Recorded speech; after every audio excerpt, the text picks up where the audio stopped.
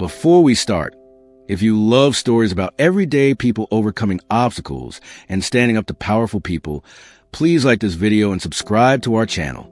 We share inspiring stories of courage and redemption. Now, let's begin. A single mother named Jennifer stood in front of 500 people at a major business conference. She was there to share her story about starting a small business while raising 2 kids alone. A famous CEO named Richard Torres was sitting on the stage with her. He was known for being brutal and dismissive. He looked at Jennifer with contempt and said, "So you're telling me you have no college degree, no rich family, and no business experience? How did you manage to fail so spectacularly?" The room fell silent. Everyone thought Jennifer would break down or fight back. Instead, she smiled. Then she said something so powerful that the entire audience stood up and applauded. Something that would be replayed on business podcasts for years to come. Something that would change how people think about entrepreneurship and success. If you want to see how one single mother transformed an insult into inspiration, keep watching. Her name was Jennifer Matthews, and she was 42 years old. Jennifer lived in a small town called Millbrook in upstate New York. She had 2 kids, Marcus, who was 14, and Emma, who was 9. She was raising them completely alone. Jennifer hadn't planned to be a single mother. She had been married once to a man named David. They had married young at 23. They had been happy for a while. But when Marcus was born, things changed. David started staying out late. He started drinking more. He became someone Jennifer didn't recognize. By the time Emma was born, David was barely present. He would disappear for days. He was working less and less. Jennifer was doing everything. Working full-time as a receptionist, raising the kids, managing the household. She was exhausted all the time. When Emma was 3 years old, David left. He said he needed to find himself. He said he wasn't ready to be a father. He said he was sorry, but he just couldn't do it anymore. He didn't pay child support. He didn't send birthday presents. He didn't call. He just vanished from their lives. Jennifer was devastated, but she couldn't afford to fall apart. She had 2 kids who needed her. She had bills that needed to be paid. She had a job that barely covered expenses. For the next decade, Jennifer worked. She worked as a receptionist during the day. She worked as a cashier at night. She worked on weekends at a laundry service. She was always tired. She was always stressed. But she kept her kids fed, clothed, and in school. She didn't have time for herself. She didn't have time for relationships. She didn't have time for dreams. She just had time for survival. Jennifer had always wanted to start her own business. When she was younger, she had dreamed of owning a small store or a restaurant. She liked working with people. She liked solving problems. She thought she would be good at running her own business. But it seemed like an impossible dream. She didn't have money to start a business. She didn't have a college degree. She didn't have connections or family money. She had responsibility and exhaustion and not much else. Then, when Marcus was 13 and Emma was 8, something changed. Jennifer was working at the laundry service, and she started noticing something. The owner was disorganized. Customers would come in and wait for hours for their clothes. People were frustrated. The owner would forget to mark what customers had paid for. He was losing money because of poor organization.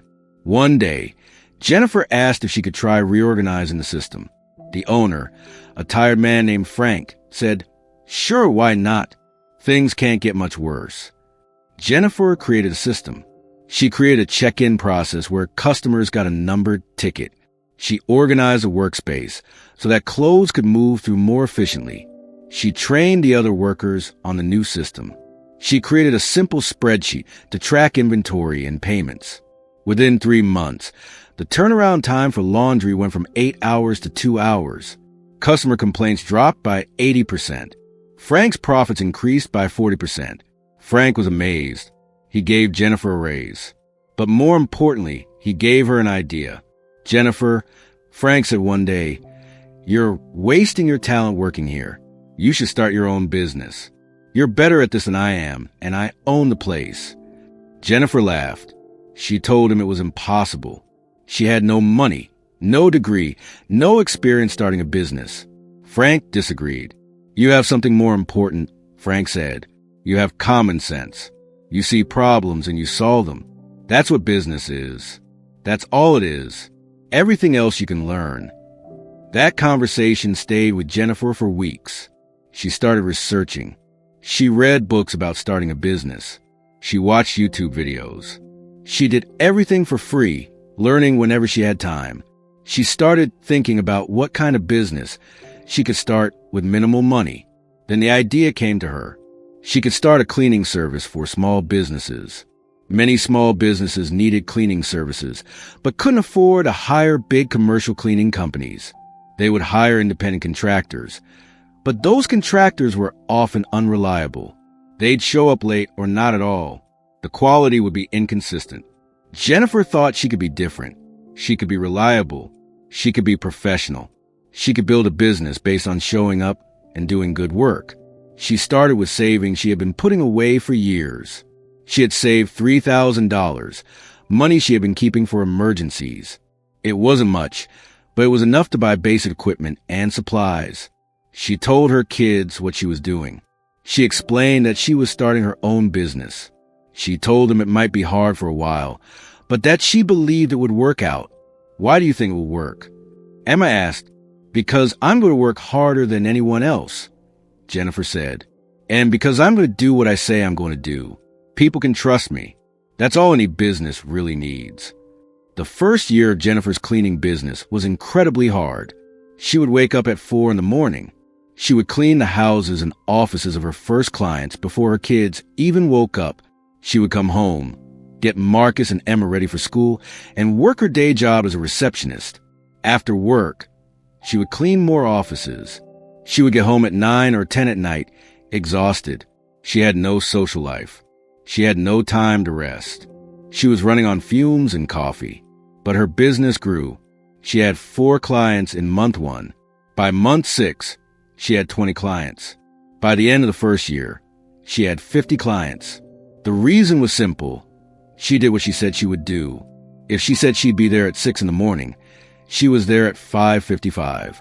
If she said she'd clean the bathroom until it shined, it would shine. Clients trusted her.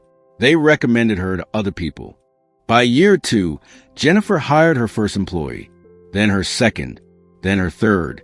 She was still doing the cleaning herself, but she was also managing employees' scheduling and bookkeeping. By year 3, she quit her receptionist job. Her cleaning business was making enough money that she could do it full-time. By year 5, she had 30 employees and was making a comfortable middle-class income. She moved into a bigger house with a backyard. She bought Marcus a used car when he turned 16. She took Emma to Disney World for the first time. She had done what everyone said was impossible. She had built a successful business without a college degree, without family money, without a business background. But Jennifer never forgot where she came from. Every employee she hired was someone like her, someone who needed a job but was overlooked by bigger companies. She paid them well. She gave them health insurance. She gave them opportunities to move into management positions. One of her employees, a young man named David who had grown up in foster care, eventually became her assistant manager. Another employee, a woman named Rosa who had been homeless, eventually became her office manager. Jennifer believed in giving people chances. She believed that hard work and opportunity could change people's lives. By the time Jennifer was 42 years old, her cleaning business had grown to a company with 100 employees across 3 states. She was generating millions of dollars in revenue every year. She had done all this while raising 2 kids alone. She had done all this without a college degree. She had done all this by working hard, being reliable, and believing in people. When a national business magazine ran a feature on successful women entrepreneurs, Jennifer was included. The article was titled, "How a Single Mom Built a $1 Million Business." That article caught the attention of Richard Torres. Richard Torres was a famous CEO. He had written 3 best-selling books about business and success. He had been featured in Fortune magazine and on the cover of Business Week. He was known for being brilliant, but also brutal. He was famous for making cutting remarks on television and at business conferences. Richard saw Jennifer's story and thought it was interesting. Not because he respected what she had done, but because he thought it was an opportunity. He was speaking at a major business conference called the American Entrepreneurship Summit. He thought it would be entertaining to have a panel with contrasting types of entrepreneurs. Himself, a famous tech billionaire who had built his company in Silicon Valley, and Jennifer, a single mom with a cleaning business. He didn't invite her because he respected her. He invited her because he wanted to create drama. He wanted to show the contrast between real entrepreneurs and people who just got lucky or work hard at simple things. Jennifer almost said no to the invitation. She was nervous about being on stage in front of 500 people. She was nervous about being judged. But her son Marcus encouraged her. "Mom, you should do it," Marcus said. He was 19 now and in college. "You built something amazing. You should tell your story." Jennifer agreed. She prepared what she would say. She practiced. She bought a nice outfit. She flew to the conference in Las Vegas. When she got backstage, she met Richard Torres. He was exactly as she expected. Expensive suit, expensive watch, expensive cologne. He looked her up and down with barely concealed disdain. "So you clean offices?" he said, making it sound like the lowest possible profession. "I have a cleaning company," Jennifer corrected politely. "We employ 100 people and operate across 3 states. Richard smiled, but it wasn't a kind smile. "Impressive," he said, but his tone suggested the opposite. "I'm sure that's very fulfilling for you." Then they were called on stage. The moderator, a woman named Susan, introduced each of the panel members. When she got to Jennifer, she described her as a successful entrepreneur who built her business from the ground up. Richard sat in his chair with his arms crossed. He looked bored. The moderator asked Jennifer to describe her business journey.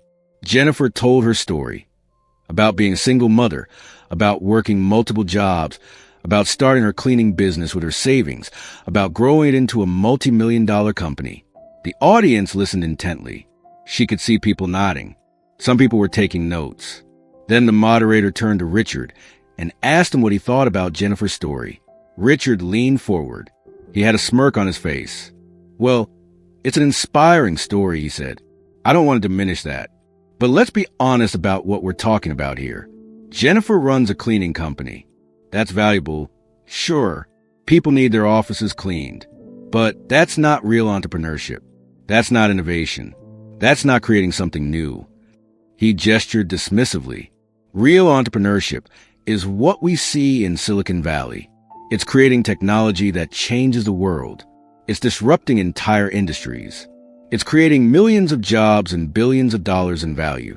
Cleaning offices is, well, it's a service business. It's not sexy. It's not interesting. He looked at Jennifer with something close to pity. "And frankly," he continued, "I'm not that impressed by success that comes from just working hard. Any person can work hard. That's not special. That's not what separates entrepreneurs from regular people." The room fell silent. Some people looked uncomfortable. Others seemed to agree with him. Susan, the moderator, looked shocked. She hadn't expected Richard to be quite so dismissive. "So you're saying," Susan began, "that working hard isn't what makes someone an entrepreneur?" "Not if it's just ordinary work," Richard said. "Look, I respect what Jennifer has done. I do. But let's not pretend she's in the same category as tech entrepreneurs who created billion-dollar companies. It's just not the same thing." He leaned back in his chair, satisfied with his answer. The audience was quiet. Jennifer felt her face get hot. She felt embarrassed. She wanted to disappear. But then something shifted inside her. She sat forward in her chair. "Can I say something?" she asked the moderator. Susan nodded, looking curious. Jennifer looked directly at Richard. "You said that working hard isn't what separates entrepreneurs from regular people," Jennifer said, her voice steady and clear. "I completely disagree." The audience leaned in. This was suddenly interesting. "When I started my business," Jennifer continued, "I had no safety net. I had no family money. I had no degree. I had no connections. I had 2 kids depending on me and $3,000 in savings.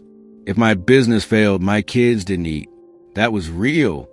She stood up, and everyone in the audience straightened in their seats. You built your company in Silicon Valley where if you fail, investors fund your next idea. Jennifer said, looking right at Richard. You can fail multiple times and come out okay. I couldn't afford to fail once. Every decision I made had to be right because I didn't have a backup plan. And let me tell you something else, Jennifer said, her voice getting stronger. You said cleaning businesses aren't innovative, but I innovated. I created a system that made commercial cleaning more efficient and more reliable than what existed before. I created jobs for 100 people who might not have had jobs otherwise. I employed women who were struggling, single mothers like me. I gave them health insurance and opportunities to advance. She looked out at the audience. You say that working hard isn't special, but I've worked harder than anyone in this room will ever work. I've cleaned offices at 5 a.m. and managed employees in the afternoon and helped my kids with homework at night. I've done that for 15 years. Tell me that's not special. The audience was completely silent now, hanging on every word. And you know what the real difference is between your kind of entrepreneurship and mine? Jennifer said, you had to create something new to become successful. I didn't have that luxury. I had to take an existing industry and make it better. I had to do it more reliably, more professionally, more honestly than anyone else. And I had to do it with 2 kids at home. She paused, looking directly at Richard. So you're right that we're in different categories. But I'd argue that my category took more courage and more sacrifice than yours ever did. For a moment, Richard didn't respond. His face had turned red. He looked angry, but also, perhaps for the first time in his life, embarrassed. Then the audience erupted. People stood up. They applauded. They cheered. Some people had tears in their eyes. The applause went on for over 2 minutes. It was one of those rare moments where everyone in the room felt like they had witnessed something powerful and real. Richard sat in his chair, unable to move. He couldn't join the applause. Anything he said would make it worse. The moderator looked shocked. She tried to get the audience to quiet down, but people kept clapping. Jennifer sat back down. She was shaking. From adrenaline, from emotion, from the weight of what had just happened. The video of Jennifer's response went viral immediately. Someone in the audience had recorded it. Within hours, it was on YouTube, TikTok, Instagram, and Twitter. It got millions of views. People watched it over and over. Business leaders shared it. Self-help gurus posted it. Motivational speakers used clips of it in their presentations. The comments were overwhelmingly positive. People called Jennifer inspiring, brave, real, and the most authentic entrepreneur I've ever seen. But more importantly, what happened was that Richard Torres's reputation was destroyed. People started looking back at his history. They found articles about how his first company had actually been built with family money from his parents' real estate fortune. They found interviews where he had exaggerated his struggles. They found examples of him stealing ideas from employees and taking credit for them. One tech journalist wrote a detailed expose titled, How Richard Torres Built His Brand on Lies. The article revealed that many of his innovations had actually been created by his employees, who had never received credit or fair compensation. Suddenly, all of the harsh, dismissive things Richard had said over the years came back to haunt him. He had spent 2 decades being cruel to other entrepreneurs, and now people were asking, what right did he have to judge anyone? Within 2 weeks, Richard Torres stepped down from his position as CEO. He resigned from his book publisher. He canceled all of his speaking engagements. He tried to disappear from public life. His company hired a new CEO, someone with an actual track record of ethical leadership. For Jennifer, the consequences were very different. Major business magazines that had ignored her before suddenly wanted to feature her. Harvard Business School asked her to speak to their students. She was offered board positions at other companies. She was offered hundreds of thousands of dollars to speak at conferences. But most importantly, she was offered something she had always dreamed of, an opportunity to expand her business nationally and internationally. A venture capital firm approached her about partnering to expand her cleaning company into every major city in the United States. They offered to provide capital, management expertise, and connections. They didn't ask her to give up control or change her values. Jennifer asked the venture capital partners what they wanted in return. They said, "We believe in what you're building. We believe in ethical entrepreneurship. We believe that working hard and treating people right actually builds better companies. We want to be part of that." Jennifer accepted the partnership. Within 5 years, her cleaning company had expanded to operate in 20 states with 500 employees. More importantly, she became an advocate for a different kind of entrepreneurship. She started a nonprofit organization dedicated to helping single parents start businesses. She wrote a book called The Single Parent's Guide to Entrepreneurship that became a bestseller. She went back to the American Entrepreneurship Summit 2 years after a confrontation with Richard Torres. This time, she was a keynote speaker. In her speech, she talked about the different types of courage. She talked about how it takes one kind of courage to start a business when you have money and connections, but it takes a different, deeper kind of courage to start a business when failure means your kids don't eat. I'm not saying one kind is better than the other, Jennifer said to the audience of entrepreneurs, but I am saying that both kinds of courage matter, and both kinds of people deserve respect. 3 years after the forum, Jennifer sat down with journalists to reflect on what had happened. Looking back, the journalist asked, "What do you think you learned from that moment on stage with Richard Torres?" Jennifer thought about it carefully. "I learned that sometimes other people's opinions of you don't matter nearly as much as you think they do," Jennifer said. "Richard Torres tried to diminish what I had accomplished. He tried to make me feel like I was less of an entrepreneur because I wasn't in Silicon Valley. And for a second, I believe him." She paused. "But then I realized something. He was threatened by me. He was threatened because my success came from a place he didn't understand, from real struggle, from real sacrifice, from really caring about the people I employed. That was something his money and his degrees and his fancy title couldn't buy." The journalist nodded. "I also learned that your voice matters," Jennifer continued. "For years, I've been quiet. I had just worked hard and didn't talk about it. I assumed that if I just did good work, people would notice, but they don't always notice. Sometimes you have to speak up. Sometimes you have to say, 'This is what I did and it matters.'" That moment on stage, Jennifer said, was me finally saying that out loud. It was me refusing to let someone else define my success. And when I did that, it gave permission to other people, other single mothers, other people without degrees, other people who didn't fit the traditional model of success, to believe in themselves. Jennifer smiled. The best part is that Richard's career is actually helping other people now. Because people realize that his kind of leadership, dismissive, arrogant, self-centered, that's not what we should be striving for. Now, companies are looking for leaders who are collaborative, who are humble, who lift other people up instead of tearing them down. So in a weird way, Jennifer said, Richard taught all of us an important lesson.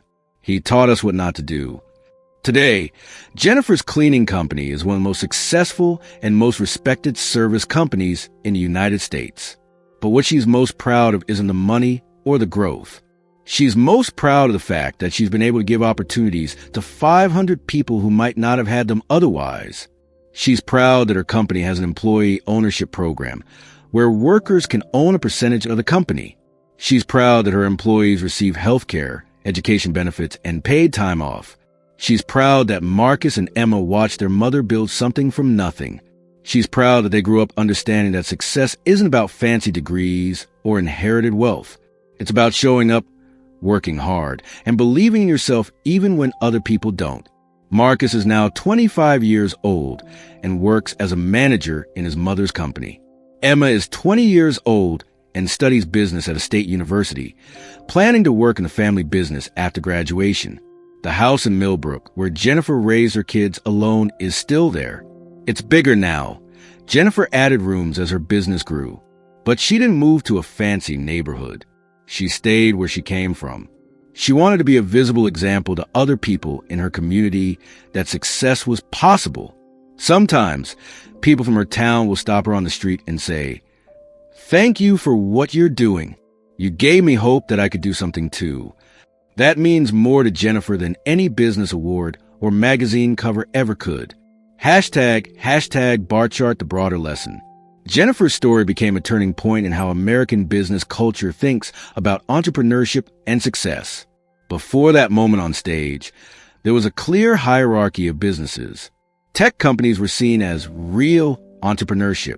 Manufacturing was acceptable, but service businesses, cleaning, landscaping, housekeeping, were seen as less prestigious, less important.